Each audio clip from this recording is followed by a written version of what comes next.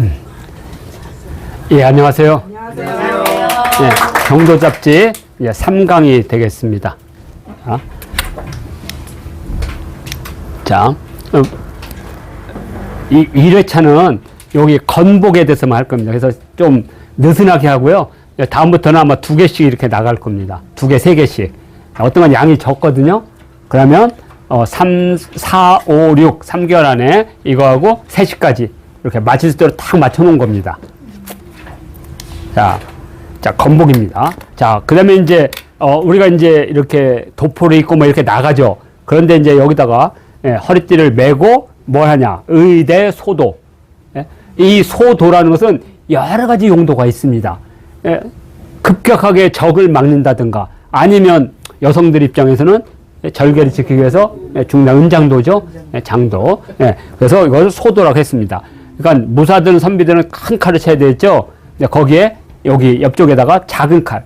작은 칼이라는 것은 뭐 30cm도 되고 뭐 40cm 되고 하여튼 작습니다. 용도는 그런 용도고 형태는 다양하다는 거죠. 근데 이게 또 나중에 지나면 이게 또 품위와 부를 과시하는 용도가 된다는 거죠.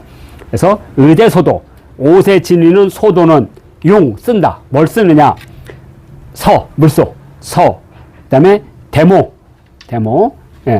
어떤 걸 가르쳐 드려요. 대모, 그 다음에 침향, 흑각, 화리, 등을, 그러니까 여기 하나, 둘, 셋, 넷, 5개가죠. 그거 가지고 뭐냐? 여기 칼집초거든요. 여기 칼집초, 이렇게 칼집초. 그래서 여기 자루병, 자루나 칼집, 이렇게 자루나 칼집, 칼집으로 쓴다죠. 칼집으로 쓴다. 이걸 써서 칼집을 만든다. 이렇게 해야 되겠죠.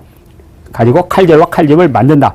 흑은 또는 오동, 거물오 구리동, 검은 구리. 이쁘거든요. 이따 보면. 검은 구리로 누른, 우리가 거기다 새긴다는 겁니다. 누각할 때, 새길로. 누각. 누병. 자루에다 새기는 거죠, 그걸. 그래서 이렇게 음각을 해서 그 안에다가 이걸 집어넣는 거죠. 이렇게 집어넣어. 그리고 거기다가 악유나 이런 걸로 땜을 이렇게 하거나 또는 금속 같은 것은 도금을 하는 거죠. 오동으로, 도금. 그죠? 이건데 이 방식, 오동으로 자루에 누각하는 것은 외나라, 외인들의 제작법이다. 아마 이게 임진왜란 이후에 일본으로부터 일본은 이제 칼이 많이 발달됐잖아요. 우리는 활이 발달되고. 그러니까 이제 포로로 잡히거나 무기로 획득하거나 전리품을 가져온 일본들 소도. 있을 거 아니에요. 일본 애들은 이제 결국에는 큰 칼로 싸우다가 뺏기면 작은 칼로 대들다 안 되면 그걸로 자결을 해야 되니까 그게 많이 남아있던 거죠. 그러니까 그게 되게 이쁘잖아요. 왜냐면 이 오동 누각 기법은 일본이 무지 발달됐거든요. 그래서 이때부터 우리도 이쁘게 하자. 그래서 요런 것들이 유행했던 것 같아요. 이제, 자, 그러면 하나씩 보도록 하겠습니다. 자, 여기, 칼집초, 색일로, 그 다음에 여기는 배나무 리자인데, 이 화리할 때, 요거 화리한 대나무는 전혀 아닙니다. 화리는 그냥, 침향목에 속한, 그러니까 향이 나는 나무목이에요. 우리나라는 안 나고, 주로 이제, 태국이라든지 미얀마나 이런 데서 나는 동남아의 그 단단한 나무입니다. 활이란 나무. 그래서 이렇게 무소 뿔처럼 갈 때 무소서, 그 다음에 대모는 바다거북의 등껍질. 이걸로 이제 실만 우리가 저기 나전칠기 할 때 뭐 조개나 이런 것들을 이렇게 집어넣잖아요. 거기 새겨가지고 그리고 오칠을 하잖아요. 그런 거라고 생각하면 됩니다. 바다거북.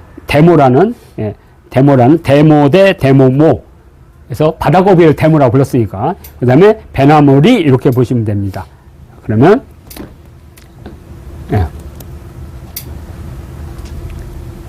자, 보겠습니다. 요것은 이제, 뿌리 깊은 나무라 그래서 요즘 넷플릭스에서 이제 연재가 됩니다. 그러니까 이제 재방송 안 보고 넷플릭스에서 뿌리 깊은 나무가 한글 창제의 비밀을 담고 있는, 거기서 그 유명한 한석규가 한 말 있죠. 세종대왕이거든, 한석규가. 한석규가. 지금 이제 그 서비스를 하니까 보실 수 있다는 게 뿌리 깊은 나무. 근데 이것은 아이들한테 보여줘도 괜찮은 드라마입니다. 거기서 한석규가 세종대왕이신데 아주 재밌는 말 하잖아요. 대신들이 엉뚱한 짓 하고 하니까 뭐라 그랬어요? 지랄하고 자빠졌네. 그게 여기서 나오는 겁니다. 지랄하고 자빠졌네. 그때 이제 바로 세종대왕을 지키는 무사, 무율, 그리고 이거 전에는 해동 육룡이 나르사라는 사극이 있었어요. 앞단계. 거기에서 이제 얼띠기 같은 놈이 무율해가지고 뭐 무예 배우는 과정이 있었죠. 그래서 거기서 동방 36기인가? 그거 이렇게 칼, 이거 배우던, 아마 그렇게 기억을 하는데 하도 오래돼서, 그때 이제 이 무율이, 세종대왕의 호위무사인 무율이 딱 이렇게 옆에, 요게 차고 있어요. 요게 보이죠? 요게 바로 소도가 되겠습니다. 항상 소도. 그래서 요런 식으로, 그러면 여기 이렇게 이렇게 칼집이나, 여기는 이제 칼집이 되겠고, 요거는 이제, 요 안에는, 요건 이제 칼집이 있을까? 아니면 칼집이 아예 이렇게 돼서 이렇게 열면 칼이 따로 이렇게 있기도 합니다. 그러니까, 이렇게 칼이 이렇게 있으면, 요게 칼집일 수도 있고, 아니면 전체가 칼집이고, 이걸 반으로 딱 돼서 이걸 딱 열면 그 안에 작은 칼이 있고, 이런 방식입니다. 두 가지 방식. 하나는 반집이 있고, 하나는 완전한 형태로 칼집이 있습니다. 자, 그래서, 요게 이제 소도입니다. 그러니까 이때부터 이렇게 차고 다니면 이쁘게 하는 거 아니야. 막 바짝바짝 빛이 나게 하고. 그래서 요거를 이제 뭐 무쏘의 뿌리라든지 대모라든지 이걸 쓴다는 겁니다. 소도는 이렇게 생겼고요. 요게 이제 무쏘입니다. 무쏘. 우리가 진리를 찾을 때는 좌고 우면하지 말고 무쏘의 뿔처럼 나아가라. 그래서 공지영이 이 소설을 써서 이제 페미니스트 여성운동 작가로서 자기 이름을 알리게 됩니다. 그죠? 그 자유문인 실천협회에서 그 작가들이 되게 권위적이에요. 그리고 작가들은 내 제자나 후학들이 오면 키워줄 것 같이 내 삶을 위협하는 애들이야. 그래서 잘나면 절대로 안 돼. 특히 우리 트로트 가수 할 때 대부분 보면 잘하잖아요. 그러면 일부러 떨어뜨려 버려. 일부러. 왜냐면 경쟁자고, 축제를 나눠 먹는 거잖아요. 우리가 생각할 때는 너무 잘해요? 그럼 걔 떨어질 확률이 높습니다. 세상 다 그래요. 아무튼 이건 이제, 무쏘의 뿔처럼, 나아가라는 데 이제 이 무쏘의 뿔처럼입니다. 좌우면하지 않고. 바로 이제 요 무쏘의 뿔처럼 요런 손잡이를 만든다는 거예요. 손잡이. 또는 칼집을. 유행하는 거죠. 근데 무쏘의 뿔은 안 나오거든요, 우리나라? 다 수입입니다, 동남아. 그럼 우리나라는 배가 안 가잖아요. 그럼 어디서? 다 명나라, 청나라의 시장에서 사오니까 얼마나 비싸겠어요. 한 번 거쳐서 한 번 오니까. 그죠? 이렇게 해서, 무쏘의 뿔을 이렇게 씁니다. 서각이라고 했습니다. 서각. 이렇게. 자. 무쏘의 뿔죠. 그리고 또 하나가 이렇게 생긴 겁니다. 바다거북. 이거 대모라는 바다거북입니다. 대모. 그래서 요 등껍질을 잘라서 그 양각이나 음각처럼 이렇게 해서 거기다 딱딱딱 붙여서 입히는 겁니다. 이렇게. 그래서 지금 요게 대모로 만든 칼집이고 요게 대모로 만든 손잡이가 되겠습니다. 금방 바로 들어오겠죠? 그러니까 요게 얼마나 이뻐요. 지금 봐도 이쁘죠? 붉은색과 검은색이 반짝반짝한데 이게 햇빛에 딱 보여줘 보세요. 반짝반짝 할 거 아니에요. 그래서 이 선비들의 이 욕망 때문에 바다거북이 수만 마리가 죽은 거예요. 그냥. 자, 대모라고 하는 바다거북 등껍질이다. 바다거북 등껍질. 예전에는 이 거북이 등껍질로 지져가지고 징조를 받죠. 그래서 그 지진 것을 우리가 조짐이라고 합니다. 징조할 때 이 조자. 그래서 조자라는 것은 엄청나게 많이 갈라졌다는 뜻이었어요. 그래서 지금은 숫자로 조를 쓰죠. 억담에 조를 쓰잖아요. 그 조가 원래 징조에서 나온 말입니다. 그래서 이 문장을 우리가 갑골문이라고 했죠. 바로 그때는 이제 점을 치기 위해서 수많은 거북이들이 죽었다면, 지금부터는 이제 나전칠 같은 이렇게 장이라든지 또는 검이라든지 이런데 또 여성들의 비녀 이런데 이제 이게 많이 들어갑니다. 자, 자신의 생각과 몸을 이쁘게 하지 않고 겉모습을 화려하게 하죠. 그걸 갖다 우리가 깡통이라고 하는 거 아닙니까? 사람은 지적이고 몸도 깨끗해야 될 것 같아요. 열심히 운동을 해서. 자, 하여튼 예전에 이렇게 장식을 위해서 너무나 많은 생물들을 죽였죠. 이게 바다거북 대모다. 그냥 대모라는 것만 알면 되는 거죠. 대모. 자, 그 다음에 침향은 이렇게 생겼습니다. 침향. 그래서 침향은 차로도 많이 마십니다. 그래서 이렇게 열매, 나중에 이것을 익혀서 오래 둬서 가루를 해서 이걸 타서 먹는 침향. 그 다음에 또 하나는 침향 염주는 요즘 천주교에서 많이 쓰는 게 침향 염주예요. 그래서 그 염주 만든 데 가면 이 침향목이 이렇게 있어요. 그러면 침향목 종류가 있거든요. 그 연도. 그래서 이것은 염주가 이것은 한 번 만드는데 10만 원. 이건 5만 원. 이건 3만 원. 가장 싼 거 10,000원. 다 보여줘요. 침향목을 쫙 이렇게 갑에 보면 침향목이 있습니다. 그리고 염주가 있어요. 요 침향목을 쓰시겠어요? 요 침향목. 그러니까 지금 조계삽 쪽에 가면 침향목을 볼 수가 있습니다. 단향이나 침향을 많이 썼거든요. 단향, 침향. 우리가 말하는 향나무라고 생각하시면 돼요. 향나무. 아, 여기 써 있구나. 향나무라고.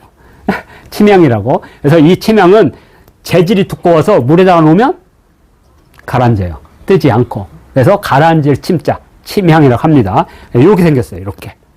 침향. 그러니까 이런 건 워낙 단단하고 하니까 이런 걸로 이렇게 손잡이를 만들면 거의 휘지도 않고 단단하죠. 예. 그래가지고 그걸로 말아놓는 그냥 머리를 찍으면 딱 아픈 거죠. 엄청 아픈 거죠. 이렇게.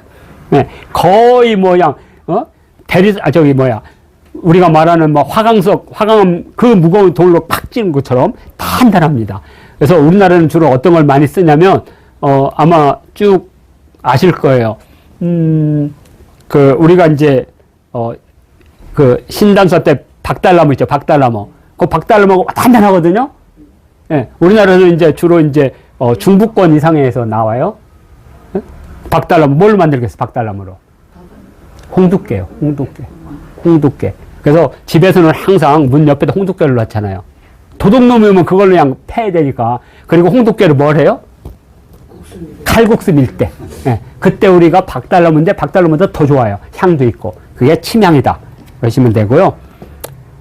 자, 그 다음에 이제 흑각입니다. 물소뼈. 물소뼈는 뭐 대표적으로 우리나라 각궁을 쓰는 거죠. 그래서 흑각에 각자를 써서 물소뼈.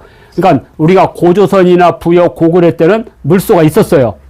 우리나라 요하 지역에 물소가. 근데 그게 왜 멸종되는지 모릅니다. 그때부터는 물소는 다 어디서 수입했어요? 조선시대 물소는? 아, 우리 선생님 너무 잘하시는구나. 예? 아, 활잡이시거든. 활을 워낙 잘하시니까. 예. 그래서 각궁을 쓰죠. 그 각궁을 접붙이려면 웬만하면 풀로 안 되는데 민어, 불에. 예, 민어 불에를 하면 정말 상상외로. 근데 우리가 민어 불에 다 먹거든요? 아니, 먹을 때는 아무런 문제가 없어. 그런데 이게 풀로 쓰이면 이 세상에서 가장 접착력이 뛰어나대요. 얼마나 되는지 모르겠습니다. 접착력이. 일반 풀에 뭐 한 35,000배라고 하던가? 모르겠어요. 정확히. 예. 하여튼. 맞는 사람이 알지. 예. 하여튼, 이 물소뼈로 바로 그걸 만들고, 현재 여성들, 이게 조선시대 때 여성들, 여기 민속박물관 안 썼네.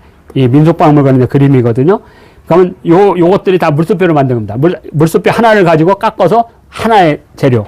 딱, 이렇게 여러 개 이렇게 해서 부속해서 조립한 게 아니라 하나의 물소뼈를 가서, 그러니까 얼마나 고급스럽겠어요. 다 그래가지고 우리 왕비 마마께서 오늘 연회를 딱 부르면 이제 부인들은 이제 대신들은 이제 연회장으로 가고 이분들은 이제 다양이나 이거 해서 이제 따로 어디 공간에서 이제 왕비가 탁 앉혀놓잖아요. 그러면 여자들이 탁 할 때 이거 착 아니면 탁 함에다 딱 놔서 싹 예. 그러면 그냥 왕비가 탁 열고 그냥 눈이 그냥 띵고 해가지고 요게 5바퀴 굴죠. 이렇게. 예? 너무 좋아서. 예. 하여튼 뇌물용으로 딱 좋았던 거죠. 예. 이게 바로 물소뼈입니다. 그래서 물소뼈는 새카맣기 때문에 흑각이라고 불렀습니다. 흑각. 예, 흑각. 그러니까 서각, 흑각. 가장 대표적인 서각, 흑각. 이제 하나는 무소. 그리고 하나 리을이 들어가면 물소. 그래서 물소는 흑각이라고 불렀다. 흑각. 물소, 무소. 수라고 쓰면 수. 한자로는 수, 물소자. 수. 지금 어디 가서 볼 수 있냐면 중국의 운남성이나 베트남이나 태국에 가면 이들이 그 논밭을 하기 쉽지 않잖아요. 그러면 여름에 이제 봄에 물을 쫙 해놔. 그리고 물소를 그 안에다가 집어넣어. 물소가 막 다닐 거 아니에요. 저절로 썰해질이 돼요. 네. 그리고 걔들은 모내기를 안 해. 그냥 뿌려. 네. 직파. 그래서 1년에 2번 농사를 지어요. 네. 그러니 중국이라는 나라가 남쪽이 이렇게 땅이 이렇게 돼 있잖아요. 위도가 길잖아요. 그러니까 우리나라는 이렇게 됐잖아요. 위도가. 그러니까 우리나라는 농사 지을 때가 적거든요. 거기다 우리나라는 산지가 70%예요. 이번에 산불도. 그러니까 중국에 비해서 제가 농지를 계산했더니 50분의 1이에요. 우리나라가 50분의 1이 작아. 그런데 여기는 이모작을 하잖아요. 그러니까 우리는 중국에 비해서 100분의 1입니다. 100분의 1. 그렇게 딱 생각하시면 됩니다. 그러니까 우리가 인구가 1000만이면 저쪽은 10억이 돼야 되는 거죠. 그렇게. 자, 물소표로 이렇게 만들었다. 자, 그리고 이제 화리가 이렇게 생겼습니다. 화리. 악기 재료, 주로 악기 재료를 많이 씁니다. 왜냐면 이게 소리가 아주 맑고 이게 뒤틀리지 않기 때문에 화리라는 나무입니다. 화리라는 나무.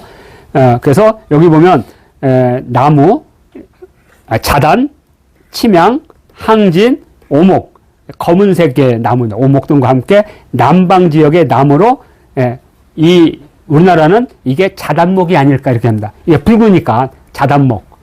백단도 있고 자단이 있는데 아마 자단목이 아닐까 이렇게 추리합니다. 그러니까 화리가 자단목인지는 몰라요. 그런데 자단목과 거의 같다. 왜냐하면 조선시대나 지금도 자단목을 많이 쓰거든요. 가구를 만들 때. 그때 바로 화리로 만든 대표적인 비파입니다. 비파. 오케이. 이건 앞쪽이고, 이건 뒤쪽이죠. 그래서 아주 붉은색으로 해서 이쁘잖아요. 이렇게. 뒤틀리지도 않으면서. 그래서 화리로는 비파를 만드는, 악기를 만들 때 많이 썼다. 이렇게 보면 되고요. 다음이 오동입니다. 이렇게. 여기 보면 이렇게 검은 것들 있죠? 이런 것들이 다 오동입니다. 오동. 예. 동 같은 데 이렇게 음각을 한 후에 거기다가 오동을 넣어서 만들거나, 그러니까 누금을 하거나 아니면 도자기 같은 데는 오동을 넣어서 약하게 구워내면 거기에 들어가죠. 그래서 이 오동은 검붉은 빛이 나는 구리. 그래서 주로 장식용으로 많이 썼다. 그리고 이것은 일본 외제다. 이렇게 일본식 기법이다. 이게 바로 유득공의 경도 잡지에 나와 있는 소도에 쓰이는 여러 가지 장식 재료가 되겠습니다. 자, 이렇게 하면 3강도 빨리 끝나죠. 자, 이것을 해서 경도 잡지 3강 마치도록 하겠습니다.